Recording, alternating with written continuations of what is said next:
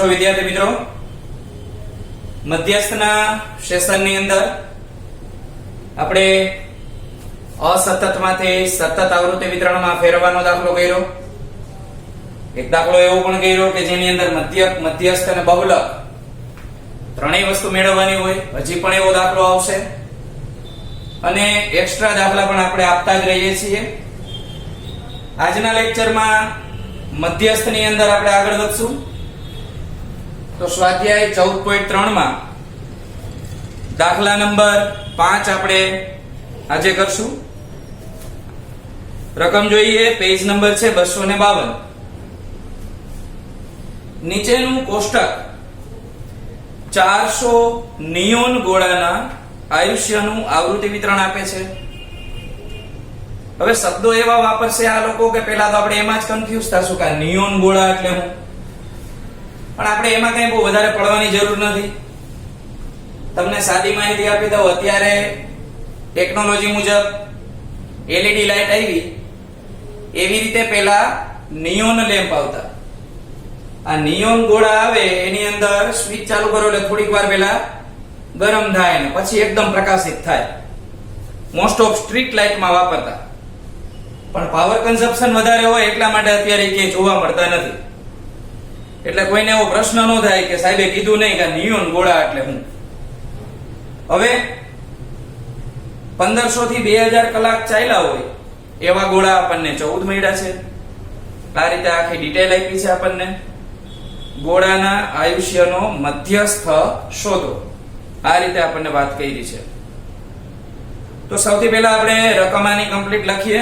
દાખલા નંબર 5 ની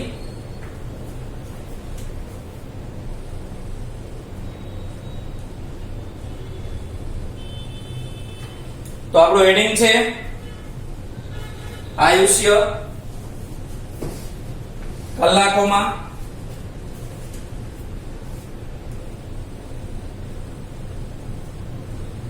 તો આયુષ્ય અહીંયા લખી નાખીએ કાઉન્સમાં કલાકોમાં, અને આને XI કહેવાનું છે. ગોળાની સંખ્યા જે આપણા માટે FI છે. બંને વિગતો લખી નાખીએ. 1500 થી 2000 કલાક ચાલેલ હોય એવા 14 ગોળા મળે છે. 2000 થી 2500 એમાં આપણને આપેલા છે 56. 2500 થી 3000 આમાં છે 60. 3000 થી 3500 એ આપ્યા છે 86. 3500 થી 4000 આ આપણને આપેલા છે 74. 4000 થી 4500 એ છે 62. અને 4500 થી 5000 એ આપણને આપેલા છે 48. હવે આની અંદર મધ્યસ્થ મેળવવા માટે આપણે પેલું કામ અસતત છે કે સતત ઈ જોઈ લઈ. તો માહિતી અહીંયા ક્રોસ થાય છે સામે સામે, એટલે એનો અર્થ એમ થયો કે આપણને માહિતી સતત જ આપેલી છે. સતત માહિતીમાં કાંઈ આપણે ચેન્જીસ કરવાની જરૂર નથી. સૌથી પહેલા આપણે આનો n મેળવી લઈએ, અને n આપણી સંચય આવૃત્તિમાં છેલ્લે મળે એ રીતનો જ મળશે. ચાલો તો સંચય આવૃત્તિ શરૂ કરીએ. એટલે n ની આપણે ગણતરીમાં ટાઈમ બગાડવો નહીં. આ સંચય આવૃત્તિ એને કહેવાય CFI. તો સૌથી પહેલી સંચય આવૃત્તિ 14 ના 14 એમનેમ આવશે. 14 માં આપણે 56 ઉમેરવાના છે. તો 56 ને 4 60 અને બીજા 10 એટલે 70. 70 માં 60 ઉમેરીએ એટલે થશે 130. 130 માં 86 ઉમેરવાના છે તો 6 અને 0 એટલે 6. 8 ને 3 11 વધી 1 એટલે 216 મળે. 216 માં આપણે 74 ઉમેરવાના છે. 6 ને 4 10 વધી 1 2 ને 7 9 અને 2 ના 2 એટલે 290. 290 માં આપણે 62 ઉમેરવાના છે. 0 માં 2 નાખીએ એટલે 2 થશે. 9 માં 6 ઉમેરીએ તો 15 વધી 1 એટલે 352. 352 માં આપણે 48 ઉમેરીએ તો 2 માં 8 નાખીએ તો 10 0 વધી 1. 6 ને 4 10 0 વધી 1 અને 4. તો આપણને n એટલે કે સિગ્મા fi બે કહી શકાય આને, એ મળશે 400. આનો સરવાળો નહીં આવે. અહીંયા આપણે ખાનું ખાલી છે તો કુલ એવું લખી નાખીએ એટલે સારું લાગે. હવે મધ્યસ્થની અંદર સૌથી પહેલું કામ આપણું m બરાબર n ના છેદમાં 2 મું અવલોકન. તો એ લખીએ m બરાબર n ના છેદમાં 2 મું અવલોકન. n એટલે આપણી પાસે છે 400 તો 400 ના છેદમાં 2 મું અવલોકન અને આપણને મળશે 200 મું અવલોકન. હવે 200 મળ્યા એ આપણે જોવાના. સંચય આવૃત્તિના ખાનામાં 200 થી તરત મોટી સંખ્યા કઈ મળે છે? 216. તો આપણે આ ખાનું હાઇલાઇટ કરવાનું છે. પછી આપણે ઓલી બે લાઈન લખીએ. આ 216 વાળું ખાનું આપણા માટે ઉપયોગી છે. ચાલો તો આ 216. તો આની ડિટેલ આપણે પૂરી કરીએ. તો લખીએ સંચય આવૃત્તિના સ્તંભમાં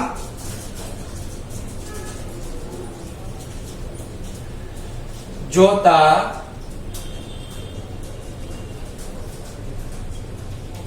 200 થી તરત મોટી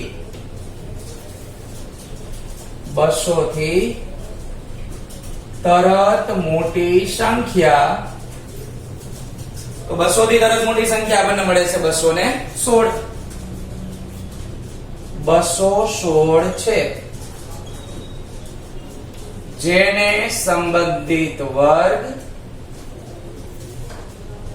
આપણે ખાનું બ્લોક કરેલું જ છે 3000 થી 3500. તો 3000 થી 3500 છે. તો આપણે લખી નાખીએ મધ્યસ્થ વર્ગ કે ભાઈ મધ્યસ્થ વર્ગ મળે 3000 થી 3500. હવે આપણા સૂત્રની વિગત લખી નાખીએ. તો સૂત્ર આપણા મધ્યસ્થનું m બરાબર l plus n/2 minus cf છેદમાં f એને ગુણ્યા h. હવે આ સૂત્રમાં કિંમત મૂકીએ. તો l એટલે આપણી પાસે અધસીમા 3000 પ્લસ n/2 આપણે અહીં મેળવ્યા 200 તો અહીંયા લખીએ 200 માઈનસ cf એટલે સંચય આવૃત્તિ. તો સંચય આવૃત્તિ તો બ્લોક કરેલી નથી લેવાની, ઉપરની લેવાની. તો એ થશે 130. f એટલે બહુલ મધ્યસ્થ વર્ગની આવૃત્તિ. આ મધ્યસ્થ વર્ગ એની આવૃત્તિ એ મળે આપણને 86 અને h એટલે આપણે અહીંયા વર્ગ લંબાઈ જોઈ લે. વર્ગ લંબાઈ આપણને આપી છે 500 ની,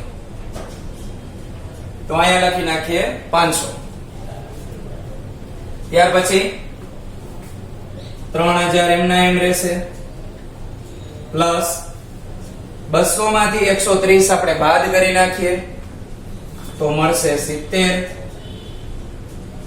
સામે આપણી પાસે 500 છે, 86 છે. તો આ બંને સંખ્યાઓને મેક્સિમમ જેટલા વડે ભાગાકાર થઈ શકતો હોય એટલા વડે ભાગાકાર આપણે કરશું. તો 86 ને કાઈ 4 વડે ભાગાકાર કરી ન શકાય, 2 વડે કરી શકાય. તો આને આપણે 2 વડે ભાગાકાર કરીએ, 86 ને છેદ ઉડાડીએ તો આપણને મળે 43. આને 2 વડે ભાગાકાર થાય, આને પણ 2 વડે ભાગાકાર થાય. જેને આપણે કરવા હોય એને કરી શકીએ. તો આપણે અહીંયા કરીએ તો ત્યાં આગળ આપણને મળે 250. સાદું રૂપ આપણે આગળ વધારીએ તો આપણી પાસે છે અહીંયા 3000, આ પ્લસ 25 અને 7 નો ગુણાકાર કરી લઈએ. અંશ સાથે અંશનો ગુણાકાર કરાય તો 25 6 150, 25 7 175. તો 175 ખાલી 25 અને 7 નો ગુણાકાર થયો. આનો 0 અને આનો 0 હજી લગાડવાનો બાકી, એટલે 17500 અને એને ભાંગા આપણને 43 આપેલા છે. હવે આ ભાગાકારમાં આપણને 43 આપ્યા છે તો એ ભાગાકાર 43 વાળો છે એ આપણો ટાઈમ વધારે બગાડશે, એટલે એ આપણને ગુણાકારની અંદર જોઈએ તો 406.98 એવી વિગતો છે મારી પાસે. 406.98 જો આનો ભાગાકાર એ જ રીતે થાય. આપણે અત્યારે એટલે નથી કરતા કે આ આપણો સમય વધારે બગાડશે. આપણે 43 નો ઘડિયો બાજુમાં લખવો પડે કે 43 × 2, 43 × 3, 4, 5 એવી રીતે કરશો એટલે 406.98 મળશે. બંનેનો સરવાળો કરી લઈએ તો મધ્યસ્થનો જવાબ મળે 3406.98 અને છેલ્લે આપણે લખી નાખીએ એનો એકમ, જ્યાં લખ્યું તો કલાકમાં. તો આ આપણો મધ્યસ્થનો આન્સર મળે.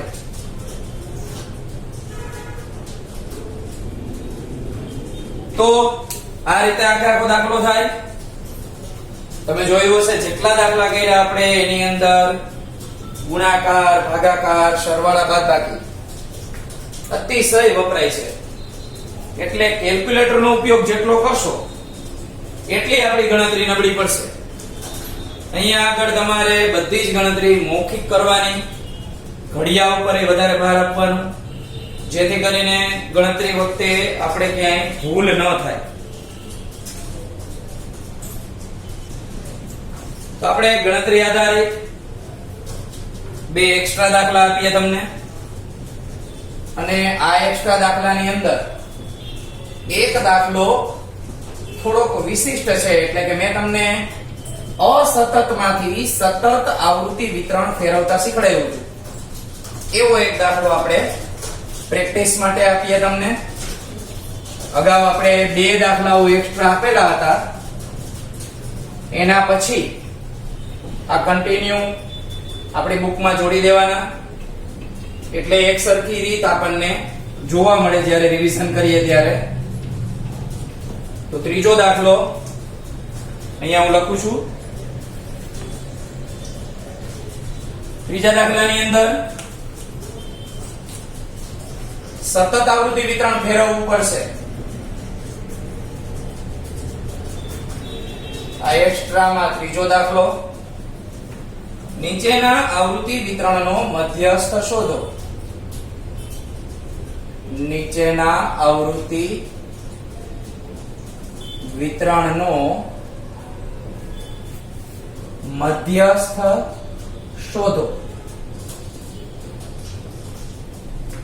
વિગત આપી છે આપણને અઠવાડિક વેતન. અઠવાડિક વેતન રૂપિયામાં આપેલું છે. કામદારોની સંખ્યા, કામદારોની સંખ્યા. વેતનની વાત કરીએ તો આપણે 60 થી 69, આટલા રૂપિયા વેતન હોય એવા 5 છે કામદારો. 70 થી 79, 15 કામદારો છે. 80 થી 89 એવા 20 આપેલા છે. 90 થી 99 30 કામદારો છે. 100 થી 109 20 કામદારો છે. અને 110 થી 119 8 કામદારો આપેલા છે. તો આ રીતે આખી ડિટેલ આપણી પાસે છે. ફરીથી કહી દઉં, તમારે આ વિગતને સતત આવૃત્તિ વિતરણમાં ફેરવવાનું છે, નહીં તો દાખલાનો જવાબ નહીં આવે. અહીંયા હું નોંધ લખી દઉં છું એટલે તમને યાદ રહે. સતત આવૃત્તિ વિતરણ બનાવવું. એટલે જ્યારે આ દાખલો ગણો ત્યારે તમને ખ્યાલ આવે કે આની અંદર સામે સામે ક્રોસમાં મેચ થતા નથી, એટલે આપેલા આવૃત્તિ વિતરણને આપણે સતતમાં ફેરવવું પડશે. અસતતમાં આપણને આપેલું છે. ચાલો ત્યાર પછીનો આપણે બીજો દાખલો જોઈ લઈ. તો એક્સ્ટ્રામાં ચોથો દાખલો થશે આ.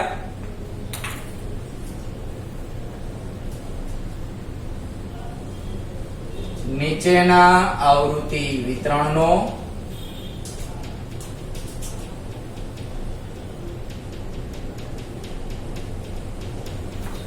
મધ્યસ્થ શોધો. હવે આપણે આમાં એક એક વસ્તુ જ કરીએ છીએ અત્યારે. એક્સ્ટ્રામાં મેં તમને એક દાખલો આપ્યો હતો જેમાં ત્રણેય વસ્તુ હતી, મધ્યક, મધ્યસ્થ ને બહુલક. આમાં આપણે એક જ વસ્તુ લઈએ, વર્ગ અને આવૃત્તિ. 110 થી 120 એમાં 6, 120 થી 130